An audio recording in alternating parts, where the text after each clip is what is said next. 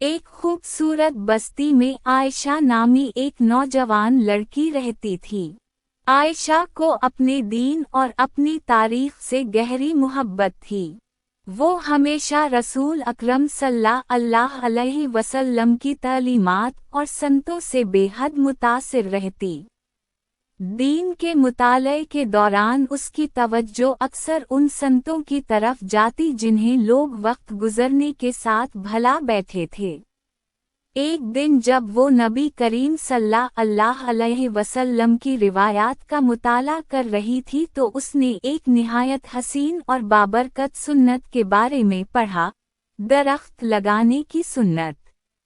رسول اللہ صلی اللہ علیہ وسلم نے ارشاد فرمایا، اگر کوئی مسلمان درخت لگاتا ہے یا بیج بوتا ہے اور اس سے کوئی پرندہ، انسان یا جانور کھاتا ہے تو یہ اس کے لیے صدقہ شمار کیا جاتا ہے۔ صحیح بخاری۔ یہ روایت پڑھتے ہی عائشہ کا دل خوشی اور حیرت سے بھر گیا۔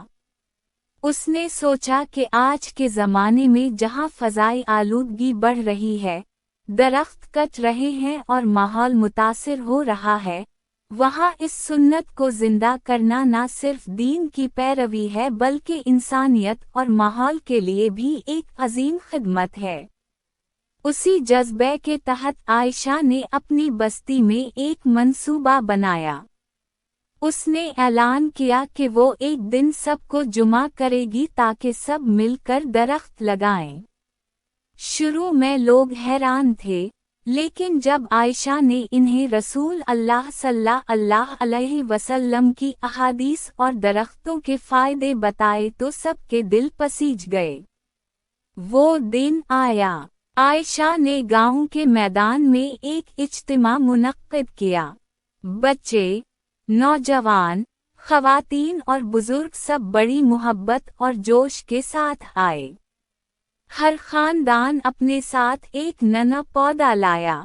عائشہ نے سب کو سمجھایا کہ درخت سایہ دیتے ہیں، ہوا کو صاف کرتے ہیں، زمین کو زرخیز بناتے ہیں اور انسانوں، جانوروں اور پرندوں کے لیے رزق کا ذریعہ بنتے ہیں۔ جب سب نے پودے لگانے شروع کیے تو ماحول پر سکون اور خوشگوار ہو گیا۔ بچے حیرت سے دیکھ رہے تھے کہ کس طرح ایک ننھا سا پودا وقت کے ساتھ بڑا درخت بن جائے گا اور سب کو فائدہ دے گا۔ بزرگوں نے اس موقع پر پرانی یادیں تازہ کی اور ان سنتوں کے بارے میں بات کی جو کبھی ان کے معاشرے کی پہچان ہوا کرتی تھیں۔